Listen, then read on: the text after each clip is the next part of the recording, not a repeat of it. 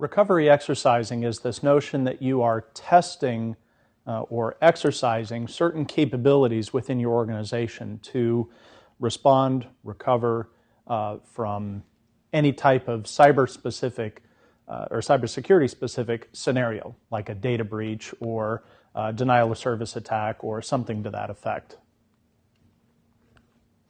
With recovery exercising, recovery testing, a lot of organizations go through the business continuity planning process to think through, okay, what would happen to my business if we were hit by a fire, a flood, tsunami, whatever the case may be, some type of physical incident. Where a lot of organizations have difficulty is with thinking through what happens to me if I'm hit by a cyber-specific incident. Again, denial of service attack, data breach, something like that. But recovery exercising is about planning to make sure that your business, whatever your critical business functions are, can actually survive and resume after a particular incident. As you're going through the planning process, you're coming up with, what's going to happen, who needs to be notified, what are my escalation procedures, what backups do I need to have in place, how do I restore those backups. As you go through all of that, your recovery exercise itself should follow a very similar process. So your exercise should test things like, how do I notify people? How do I escalate, the incident? What are my communications plans? How do I talk with the media? How do I make shareholder statements if you're a public company? All of these recovery exercising plans should address, recovery exercising should address the things that are in your continuity plans. And it's important to note that you ought to be testing your plans on a regular basis. Things change over the course of 6 months, a year. You have new technology in place, your vendors change, whatever the case may be. But it's important to make sure that as you're going through exercising things, that you're validating these plans and then updating them accordingly. For test strategies, really the exercising should follow the plans that you have in place and make sure that you test each aspect of that. So during the planning process for one of these tests, you really ought to identify what the expectations are for business lines and support functions, who's going to be playing in the exercise, what's their role in the exercise going to be, the description of testing to be accomplished. This is the scope of the exercise. What are my goals and objectives for doing this particular exercise test? From a staff perspective, who needs to be involved in this? Are we involving all of our facilities or just this one subset? What kind of technology are we going to need to put in place to do an effective test? External and internal dependencies. If I'm testing my public relations or media communications plan, do I want to involve the actual media and do a full test with that, or do I just want to simulate use of the media? And then, of course, what are the assumptions used in this test strategy? As all of that put together becomes your exercise plan. So for scope and objectives, this is the point where a lot of organizations get into trouble because they don't scope things properly. They don't understand or they don't set effective goals for the exercise, and therefore come out with mismatched expectations about what they want to get out of it. But from a test perspective, the first and foremost, you don't necessarily want to jeopardize normal business operations. Again, if the point is to exercise a business continuity plan or communications plan, you don't want to bring everything down just to test it. You're kind of inducing moments of panic and all of that in there. So generally speaking, with these recovery exercising, you don't want to jeopardize normal business operations. You might want to increase complexity as you go through exercise after exercise. You don't want to start off with big full-scale exercise when really you just need to walk through the plan to begin with. And simple discussion-based exercises might be enough to do that. From a scope perspective, again, you really want to look at how do I test these parts of the plan so that we can demonstrate that we have the ability to do this? And again, that could be through a variety of means, but what you're really trying to do is find out where this plan has gaps. You know, my plan doesn't cover talking to the media, but you know what? We're really going to have to talk to them if we have a data breach. You're trying to find the gaps in the plan so that you can do something about it. And then the last point here is you want to include, as part of your exercise strategy, you want to include as many events as you can within the time frame that you've got to be able to do an adequate test. Consider the realm of the possible, bound it by time, and that's what you have, that you run as your exercise. There are various kinds of exercises. The first one here, probably the easiest to actually implement, is this notion of a structured walkthrough or a tabletop exercise. It's very common to do these in organizations. A lot of companies do this.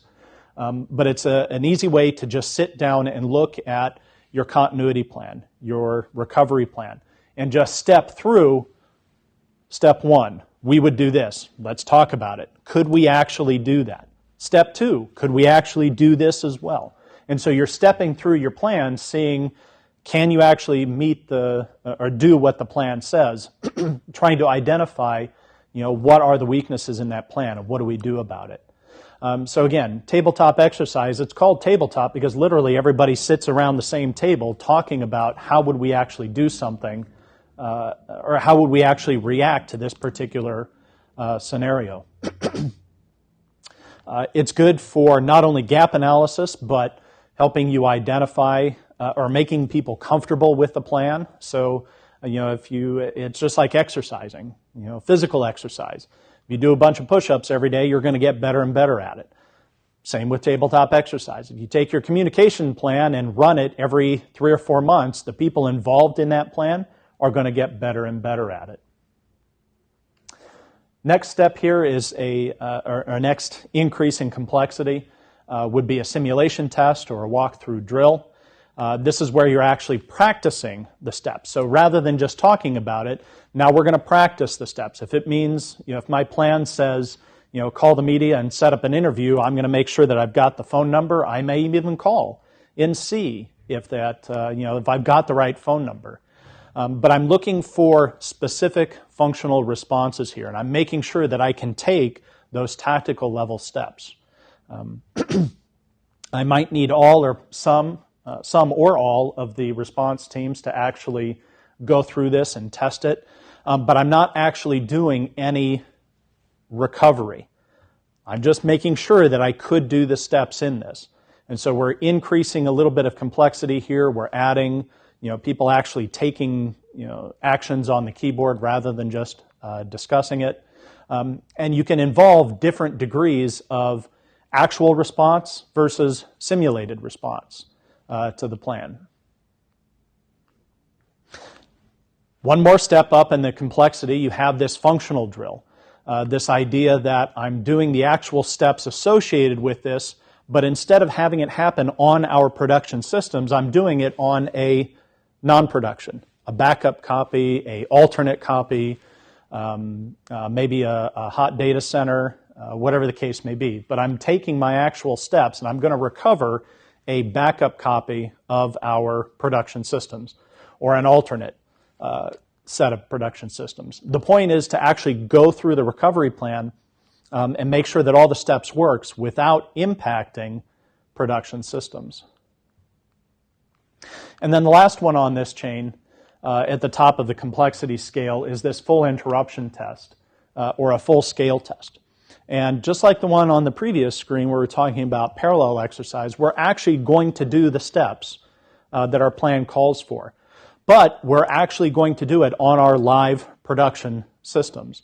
Now, you typically don't see this except in organizations that have complete hot sites. I mean, actual, parallel processing, everything is mirrored, where you can take down one data center over here and have your other data center just seamlessly do everything for you. And so you might actually test the cutover process. You might make sure that your recovery systems and the failover from data center 1 to data center 2 actually works. And that the people involved in the response actually know what they're doing. They're actually taking the steps on the keyboard. They're actually calling the people they need to do. You're validating your ability to respond in a crisis. Again, failover from one center to another. I'll give you an example of this. There was an internet organization who has data centers on the East Coast and the West Coast. And they created an exercise plan. They wanted to do a failover, a full interruption test. They wanted to shut off their West Coast data center and watch as everything migrated to the East Coast, and they were still able to, they wanted to test that failover process worked. Well, the only way to really test it is to pull the power on it. Shut everything down on the West Coast and watch everything go over. And so they set up this exercise where, on the appointed D-Day, they would actually shut the power off to their data center and see what would happen. And so what they found was the failover process. They started the exercise. They shut down data center on the West Coast. They watched all the transactions, all the processing migrate over to the East Coast data center, and everything was great. Their hot site worked perfectly with data mirroring and everything else. What they hadn't considered was, all right, how do we get back from here, our East Coast center, to the West Coast? So their exercise was a success. What they found out of it was they don't know how to migrate from East Coast back to West Coast. So, kind of resuming operations was where they found an issue. Just to kind of show where all these particular exercises are on the scale.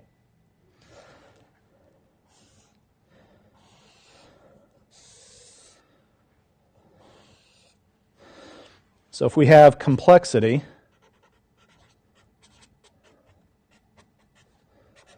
on this scale, we have exercises